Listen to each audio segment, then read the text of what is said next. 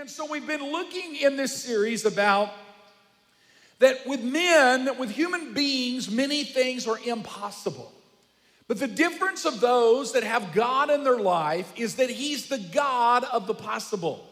And Jesus even said that there are things in our life that with humans seem impossible, but with God, all things are possible. And today we've talked about there's no way in our life, and we looked at the life of Jesus. Sometimes we feel like there's a sign and a gate with a lock on it that says no way in. And sometimes there's a sign and a gate on it that looks like it says no way out. And then times where it looks like no way through, and looks like no way over, or looks like no way past something. And so we've looked at all 5 of those, and today we're going to look at a 6th one. It's when we experience things in our life that try to tell us there's no way to. There's no way to your dream. There's no way to where you're going. There's no way to. And so this morning we're in here, the youth are in here too, I think, or are they next door? They're half and half, okay? We've got some AC things going on still, so we're trying to maneuver between that. But I'm going to talk about dreams today. So it's going to apply to you no matter what stage or where you're at in life. And I want you to think about right now, a dream may be that God has given you. And I want to look at the Word of God. I want to look at a story, which is the story that most often we draw from when it comes to dreams, because it is so filled with so many practical principles and spiritual principles related to dreams. And it's the story of a man named Joseph. And look in the book of Genesis chapter 37 with me, verses 5 through 11. One night, Joseph had a dream. And when he told his brothers about it, they hated him more than ever. Man, they already hated him. If you have some people in your family that hate you, you're in good company. Jesus' brothers, he had some that hated him. Joseph had brothers that hated him. In the Bible, it'll never talk about a sister who hates you. I don't understand that, but it talks about brothers all across the place. He said, and he told his brothers about it, and they hated him more than ever. Listen to this dream, he said. Now, you think he would have got the indicator, but he didn't. Because when you get a dream, you're excited. A dream captures your heart, but it doesn't always capture your head. Your head takes a little while to catch up with the dream and the heart. He said, we were out on the field, and we were tying bundles of grain. It would have been an okay dream if he hadn't used the word we. He said, we are out in the field. We were tying bundles of grain, and suddenly my bundle stood up, and your bundles all gathered around and bowed low before my bundle. Woo! We're not started off to a good start here. His brothers responded, so you think you're going to be our king, do you? Do you actually think that you will reign over us? And they hated him all the more because of his dreams and the way that he talked about them. I want you to notice one thing. This particular story shares one dream, but it says that Joseph had dreams. He said soon Joseph had another dream. And again, he told his brothers about it. He said, listen, I've had another dream. Then he said, the sun, the moon, and the 11 stars bowed down low before me. This time, he told the dream to his father as well as his brothers. But his father scolded him. What kind of dream is that, he asked. Will your mother and I and your brothers actually come and bow on the ground before you? But while his brothers were jealous of Joseph, his father wondered what the dream meant. Here's the story. Joseph is a special kind of boy. Sometimes in your life, you just know there's something special about you. You don't have to apologize for it. You don't have to try to explain it. You just know there's something special about you. Now, every one of us have something special about us. Every single one of us, I believe that God crafts. He makes something special about us. But here's the difference. Some people know they're special. Some people haven't yet caught up with the idea that they're special. But we're all special. But there are some people that just connect to the idea and they understand that they're special. Now, there's two ways they can handle that. One way is some of them are special, they know they're special, and they want everybody else to know they're special. And so they come across in an arrogant, prideful way. That's not what God wants. Then there are other people that know they're special, but they just kind of keep it to themselves. And they're experiencing, and they know that there's just something special and special about their life. While everybody else is talking about, you could be anything, you could do everything, these people know, no, I can't. No, I can't. There's something special about me. Matter of fact, these people in their life, the whole time they're growing up, I believe God puts insight and God lets other people see that they're special, and God speaks through other people to tell them that they're special. That they're special. And as they're growing up, there's supernatural things and favor that happen on their life. This is what happened to Joseph. Joseph was given a coat of many colors. He was special. He was special, the Bible says, to his father. He was special in so many ways. And God even made him special among his brothers and among his family. Now, it's okay to be special among the world. It's when you become special among your brothers that the problem starts. He was special. We're all special. Every one of us are special. God doesn't create us without creating us special. And the difference is some people know they're special, and some people, it hasn't yet caught up with them that they're special. And some people get people in their life that help them grow up seeing how they're special and seeing that they're special. And other people have people in their lives trying to constantly work against and tell them there's nothing special about you. I don't know where you came from. I don't know what background you came from. I don't know what background you experienced. But here's all I want you to lean into. This is all I want you to lean into today. Joseph went down to the breakfast table. At the breakfast table, he had his dream, and he shared his dream with others. They didn't all like it. They didn't all embrace it. He didn't do a great way of explaining it, honestly. But here's what I want to ask you. Did you ever get a dream? Did you ever get a dream when you were sleeping? Or did you ever get a dream when you were praying? Or did you ever get a dream where you were contemplating? Did you ever get a dream where you were meditating? Did you ever get a dream? The only thing I want you to think about this morning as we go through this is, what is your breakfast table dream? What is that dream? And then I want to talk to you today and help you understand that in that dream, you're going to come to a place often where what's going to happen is things are going to try to tell you there's no way in to that dream. There's no way for you to get to it. There's no way for you to get to it. It's impossible for you to get to it. And you have to be the one to decide, what are you going to do with your dream? What are you going to do with your dream? Are you going to take your dream back to the bedroom? Are you going to bury your dream?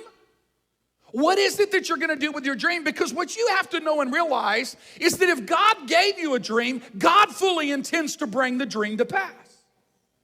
God doesn't intend, no matter what anybody thinks, no matter what anybody says, no matter how you feel, God does not intend to put that dream back into a night experience. God intends to bring that dream out that the whole world may see it and know it.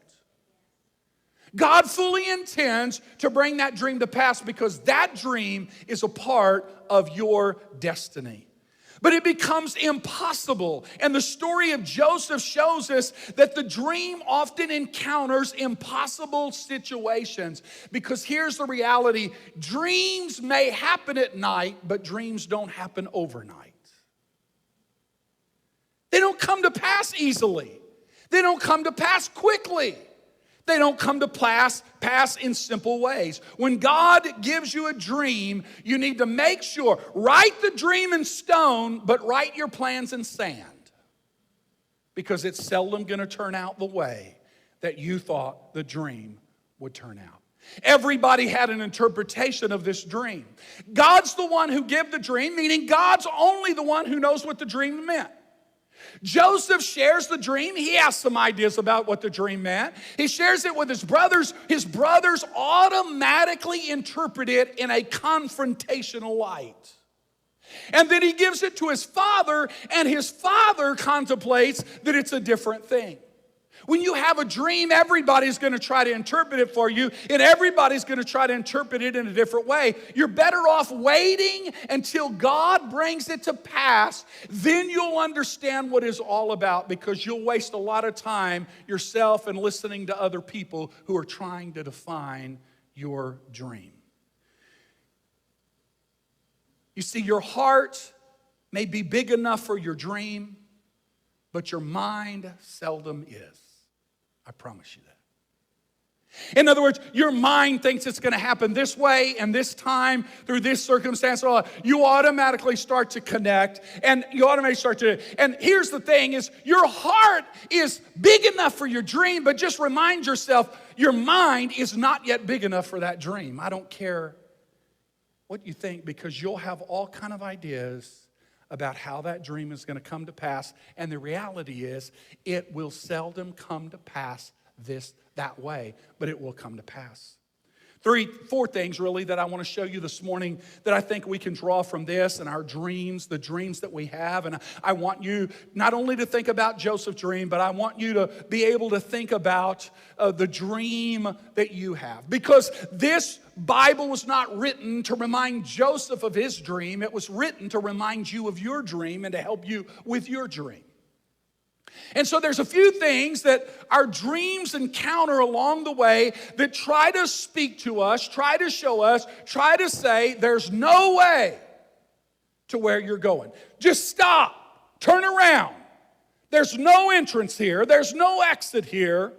There's no way to where you're going. The first thing is we have to understand, is that dreams have distractions. Dreams have distractions, and distractions come in two forms: crises and conflict. Every dream has something that distracts you, meaning this: it takes your traction away. That wherever you're moving towards your dream, when you're ready, whether it's you're not maybe doing anything, but you're starting to feel something or embrace it, distractions come that take away your traction to moving towards the dream. Here's what it says in verse 3 through 11 of that verse. Jacob loved Joseph more than any of his other children, because Joseph had been born to him in his old age. So one day, Jacob has a special gift for Joseph, a beautiful robe.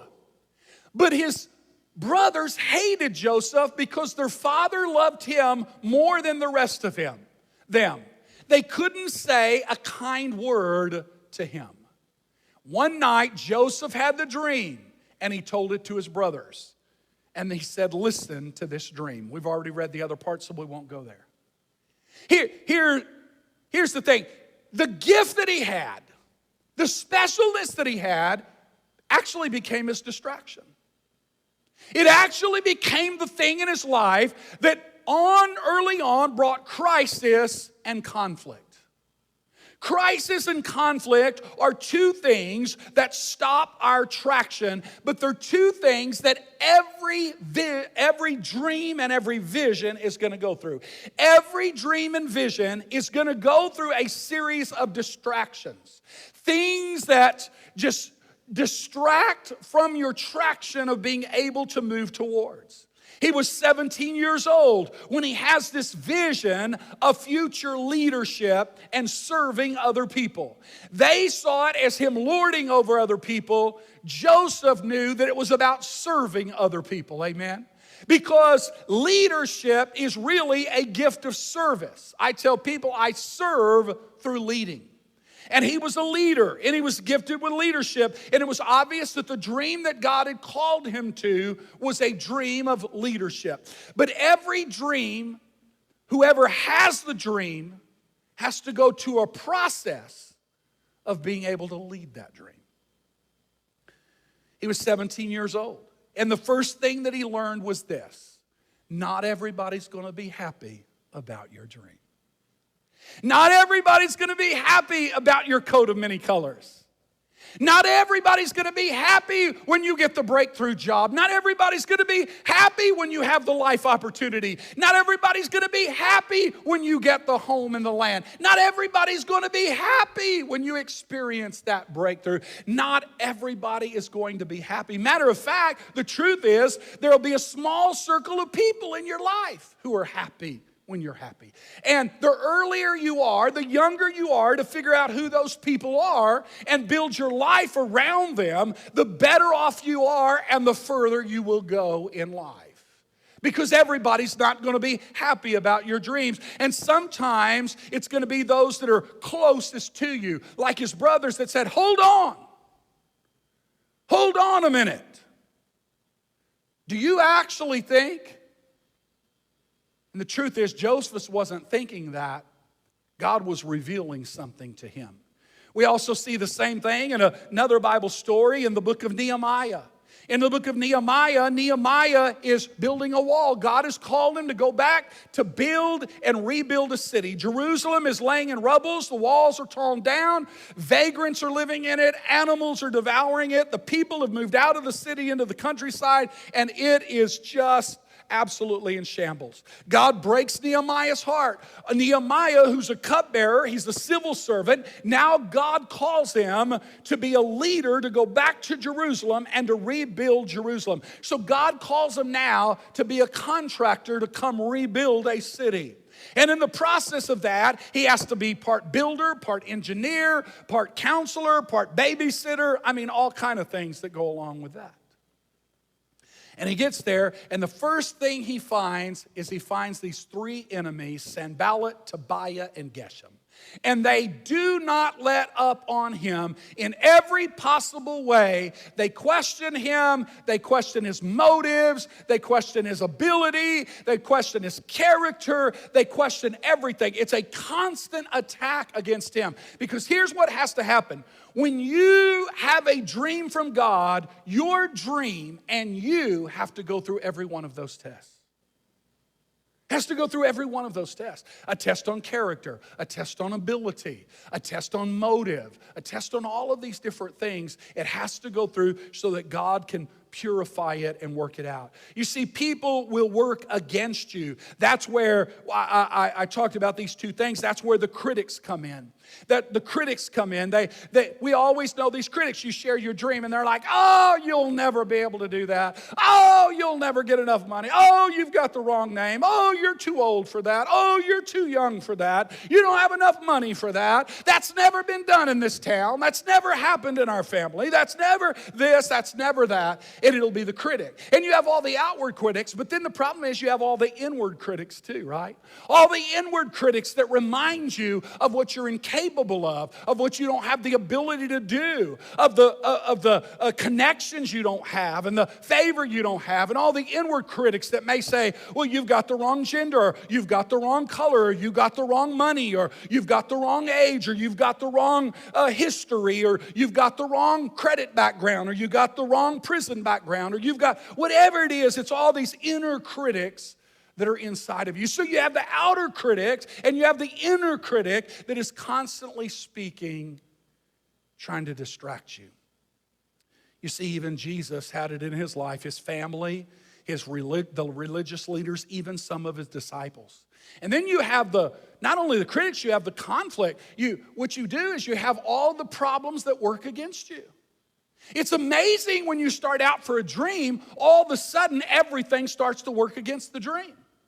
And someday I'll tell you and talk to the journey about the campus and where we're at, or Teresa's life and ministry. And I'm telling you what, and it looked like in Joseph's life, every time he got a little traction, something happened to stop it. Every time he got a little traction, something happened to stop it. Every time he got a little traction, something stops it. So he talks to his brothers. His brothers put him in a pit. They sell him into slavery. He has a little bit of favor from the slave people, and they're going to take him to a city, and he's going to be sold as a slave, but it's in a good family as a servant, a good household, the household of Potiphar. Looks like things are looking up for him. Everything's looking good. He's living out his character. He's doing what he should. And all of a sudden, Potiphar's wife tries to make a move on him.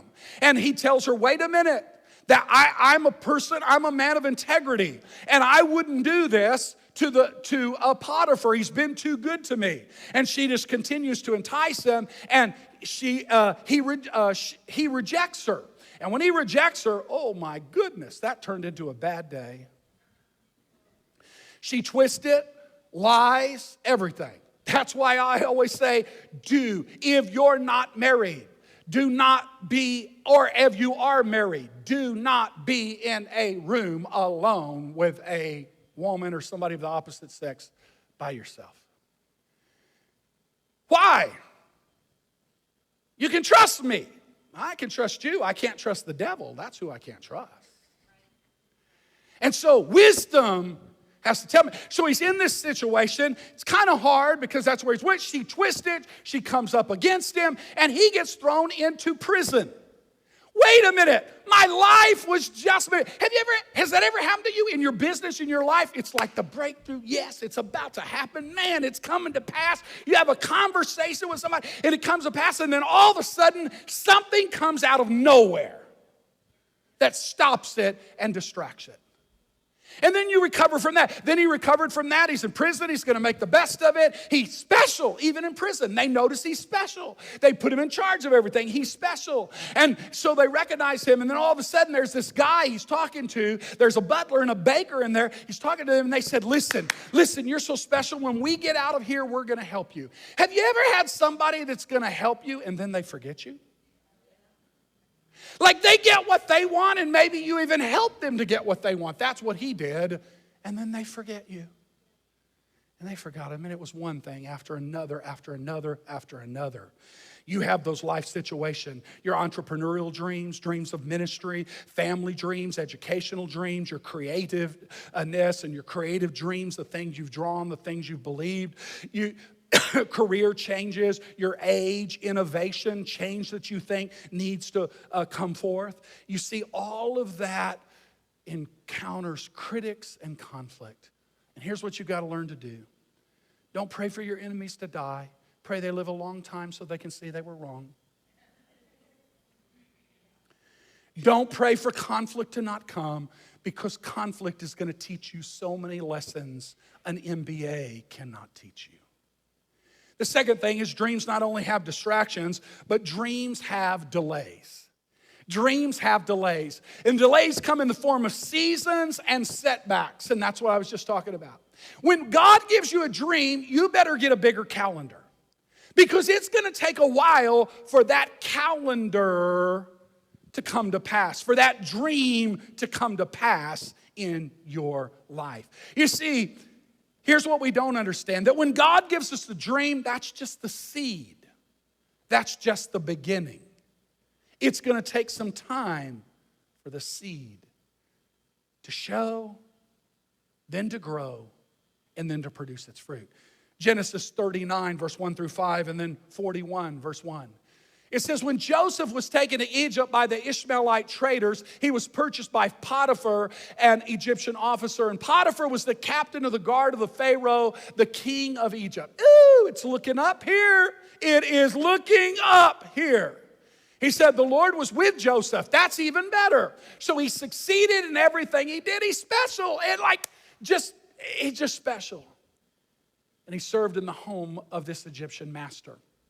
And then here's what happens. I just introduced it to you. Potiphar noticed him and realized that the Lord was with Joseph, giving him success in everything he did. This pleased Potiphar, so he soon made Joseph his personal attendant. He put him in charge of his entire household and everything that he owned. From that day, Joseph was put in charge of his master's household and property. The Lord began to bless Potiphar's household for Joseph's sake. All of his household affairs ran smoothly, and his crops and his livestock flourished. Finally, he's a leader. Finally, the dream is coming to pass. Finally, he's in the position that he dreamed about. Maybe this is what it meant. Maybe this is what God meant back at the breakfast table. Maybe what he meant is this place. What a good life that I'm living right here. And then it goes on to say in chapter 41 and verse 1. Finally, is that what I wrote down there? Or is that the next verse? Go to 41:1 for me. Go to 41:1 for me. I want to pull that up. It's not on your slide, but I want to do it. So he's here with Potiphar. He's in Potiphar's house. Everything's going well. Everything's working good. 2 full years later, Pharaoh dreamed that he was standing on the bank of a Nile River. Here's what happens. He's in Pharaoh's house. He gets accused. He goes to prison. They're there. All of this stuff. 2 years. 2 years of his life delayed, messed up. 2 years of his life. I just wanted verse 1. You can take the others down. Dreams have delays. It looks like they're looking up, and then there's a setback. It looks like it's looking up, and then it's a setback. They're not really setbacks, they're seasons. Everything has to go through a season. And dreams have to go through season. Every dream has seasons from the time of the seed to the time of fulfillment. Setbacks all along. It was 13 years of God building him to match the magnitude of his ministry before he would finally see it come to pass. He saw a little bit, then all of a sudden a setback. He saw a little bit more and another setback. But he never lost it. He realized that the setbacks were setups for move-ups every single time, and that the dream has to go through a season. And here's the reason why, is because you have to go through seasons. I remember early on when I had made the decision to leave medicine and to leave the military, and I had entered ministry, and I was praying, and I would go early in the morning and I would lay with my face on the ground, and because I'd seen that in the Bible, and I would just pray, and I would just ask God. And I remember praying, God, I was giving up everything. I was giving up this career. I was giving up great possibility, promotions, awards, all of these different things to do what I really felt like God was telling me to do in the dream. And I'm laying on the floor, and I'm praying, and I'm praying. And I just start praying, God, build my ministry. God, build my ministry. God, build my ministry. God, build my ministry. God, build my ministry. And then after a while, I was finished kind of praying and laying there. And God always waits for you to get through with what you're saying. And then he spoke, and he said, I'm not building your ministry. And I'm like, what? Like, you should have told me this a little while. He said, I'm not building your ministry. Your ministry's already finished before you were born and called. He said, I'm building you to match the magnitude of your ministry. He said, your ministry's awesome, but you're not.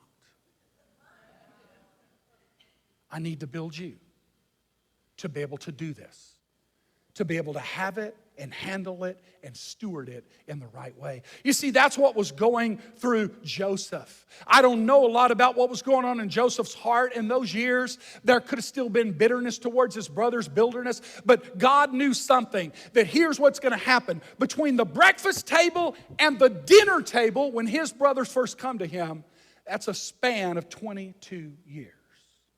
22 years to get his dream from the breakfast table to the dinner table, where he comes back encounter with his brothers, and finally he's going to see what the dream meant and how it all come together. And that the bushels and the bow down was going to be all about a famine in the land. He was going to be the prime minister in the land because he interpreted for Pharaoh, and now his brothers were going to come to him for grain. Otherwise, his brothers and his mother and father were going to starve to death.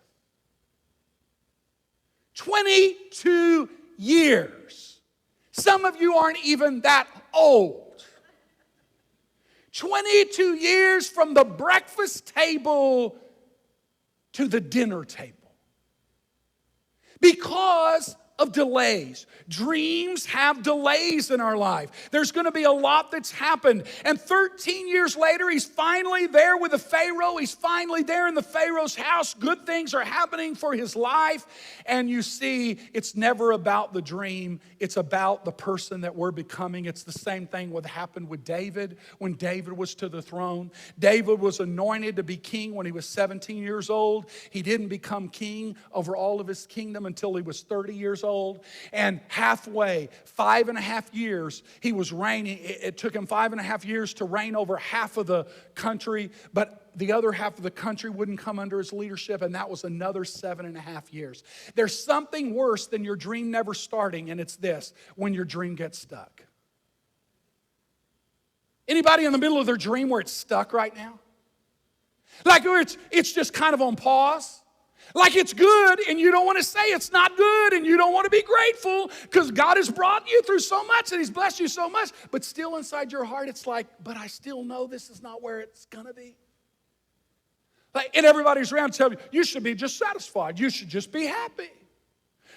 Y'all should be happy where you're at. You should be happy in your business. You should be happy in this. You should be happy in that. And you can't explain to them, it's not about happiness. It's about the joy of being able to fulfill the destiny that God has over my life. It's the joy of being able to see I'm going to get excited. It's the joy of being able to see the dream really come to pass.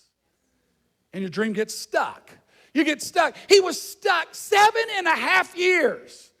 7.5 years, and they're saying, well, you should be happy with half a kingdom. Look at all you have. You're not living bad. I mean, you got a good palace.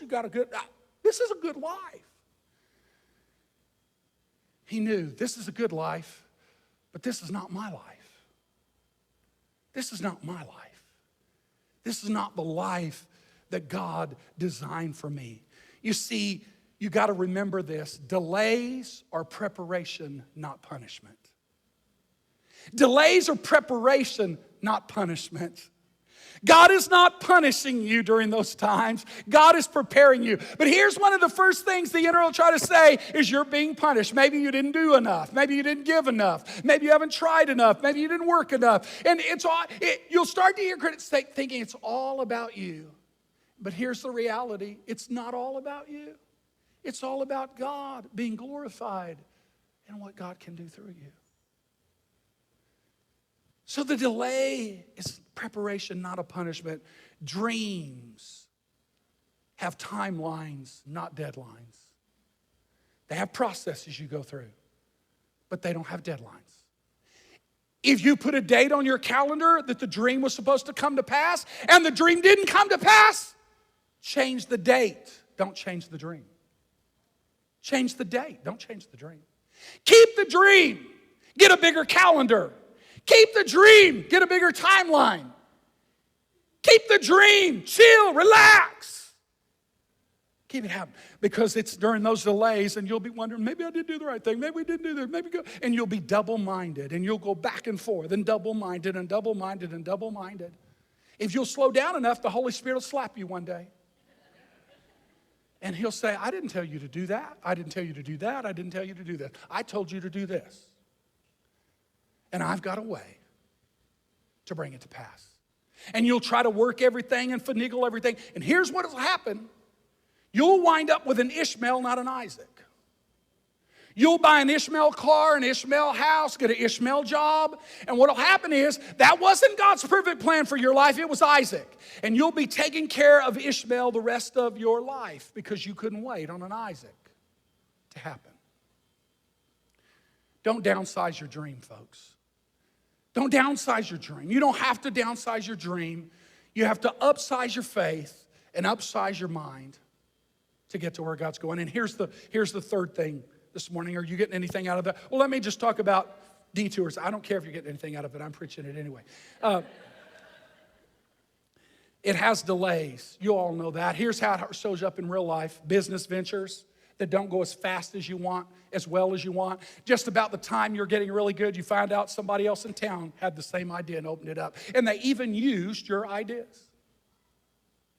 I remember one time way back, Teresa and I, we had just started the church. It was over in the coffee house. I didn't want to start a church. That wasn't my plan. I was traveling. I was doing apostolic ministry. God said, nope, start a church. We started there in the coffee house. And we had this group that visited one morning, this lady and her family and several others. And boy, we were so excited when you're really tiny and 3 people show up. Like, it's big. And Teresa was talking to him afterwards, and Teresa's like, well, what kind of church y'all looking for? We're glad you're here and all that. And this is what she told her. She said, oh, we're not here for your church. We're starting a church, and we wanted to come and see what was drawing everybody to your church and how you're doing everything.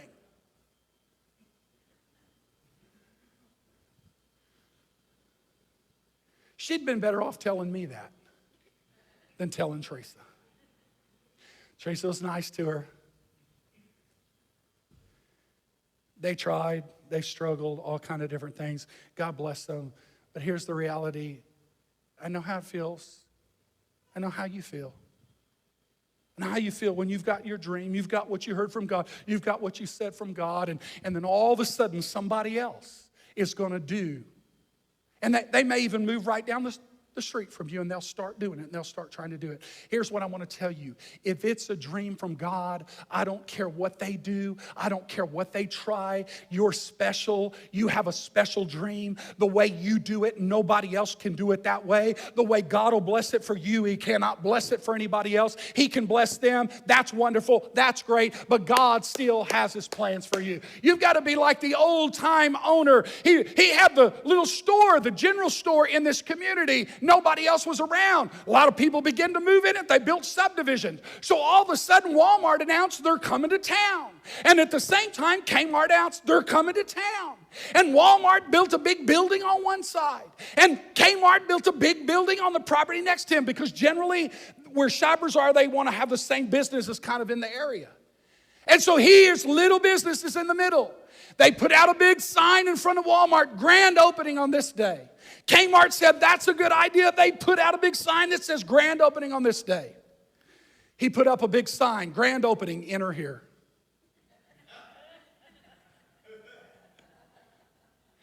He leveraged it. Everybody thought that was the entrance to the grand opening, and they come in his store. And they found out that he had something in a setting that neither of those two big stores. Here's the thing. When your dream goes through delays, you've got to become innovative.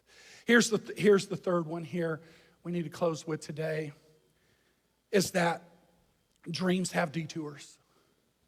Dreams have detours. We see it here in the life of Joseph. That means they have trials and they have troubles. Genesis 41, verse 9 through 16. Finally, the king's chief cupbearer spoke up. Today, I have been reminded of my failure, he told the Pharaoh. Some time ago, you were angry with the chef baker and me, and you imprisoned us in the palace with the captain of the guard. He said, one night, the chief baker and I had a dream, and each dream had its own meaning. There was a young Hebrew man, which was with us in the prison, who was a slave of the captain of the guard. He told him our dreams, and he told us what each of those dreams meant. And everything happened just as he predicted. I was restored to my position as the cupbearer, and the chief baker was executed on a pole exactly the way he interpreted the dream. Sometimes you have to interpret good and bad. Pharaoh sent for Joseph at once, and he was quickly brought to the prison. After he shaved and changed his clothes, he went and he stood before the Pharaoh. Then the Pharaoh said to Joseph, I had a dream last night, and no one can tell me what it means. But I have heard that when you hear about a dream, you can interpret it, because he was special and gifted in that area. It is beyond my power to do this, Joseph said, but God can tell you what it means to set you at ease. I want you to notice what happened here. At the breakfast table, it was all about him. At the breakfast table, he said, I. Then when they brought him before Pharaoh, here's what the process had done. When they brought him before Pharaoh, the Pharaoh said, I heard that you are super special and you can do this for me. And listen to what he said. Pharaoh, I can't do anything, but God can. But God can. Here's what the preparation does. The preparation turns you from wanting to find the spotlight to wanting to hold the spotlight on God and other people. Dreams have detours. Dreams never take the route that you had planned. Abraham, God told him, I've got a land that I'm going to show you. He went and showed him the land. He got there. He thought, this is great. I've been waiting for this for years. God told me to leave this other place to come here because that's what he was going to give me. He goes to it. And the Bible said as soon as God showed it to him, a famine hit the land. And he had to go to Egypt and get a part-time job. But it was years later, God brought him. And God said, back then I showed it to you. Now I'm ready to give it to you. Here's the lesson to learn. When God shows you something, he's not ready to give it to you. He's just letting you in on your destiny. He's just letting you in on the secret because he can't hold it back anymore when you're his friend. He wants to share it with you. But there's going to be a lot of delays, setbacks that are going to come, situations that are going to come. That master cupbearer, he finally remembered Joseph. You see, Joseph had went from a son to a servant to a suffering slave to a seer telling them what was going on, and finally to the seat. And in one day, my friend, one day, he went from prison to the palace and become prime minister in one day. In one day. God has not wasted one single day of your life. Not one. Not a fraction of one. Not a minute of one. He is aware. He is involved. He's working all things together to bring you to the place of that dream. And what took 20 years now at this point, what took 20 years to happen, happened overnight. Everybody would, all of his friends were at it that didn't know him. All these people in the palace that didn't know him, they woke up and found out he's their boss. They woke up and found he's the guy signing their checks. And they're all walking around saying, whoo, must be night, you're an overnight success. Yeah, overnight for 20 years. Success. You never know what's behind the story. Quit reading books about people who have made it. Read books from people, how they started and what they went through. Delays, detours, look like they're going to destroy your dream, but they're not destroying their dream. They're just rerouting your dream. That's all they're doing, is rerouting it. It's gonna have twists, it's gonna have turns, it's gonna have trouble. You're gonna attract critics, you're gonna encounter crisis, you're gonna endure circumstances. But here's the biggest enemy of a dream. Above all the conflict, of all the crisis, above it, if somebody asks me, what is the biggest enemy to a dream? Here's what I would tell you. Comfort. Getting too comfortable. Getting too comfortable where you're at, getting too comfortable with who you are, getting too comfortable. Because when you get comfortable, you quit pursuing your dream.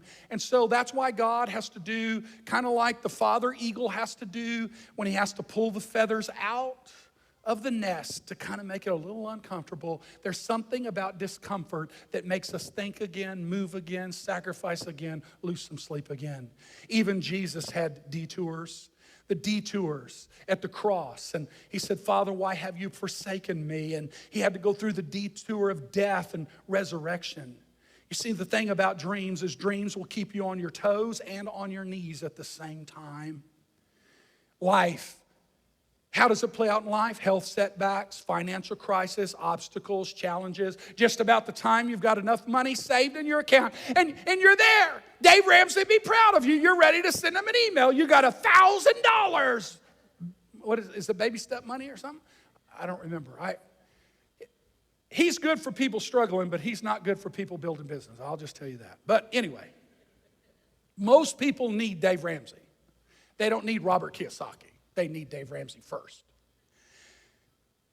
You get that $1,000 in the account. It's so great. It's so awesome. It's so wonderful. And you're calculating, I'm ready to move on to the next step. And the washing machine breaks down. There goes your $1,000. How many of you sitting in this room, listening live or listening later, you sat there and said, man, I just got the money set aside and now this happens.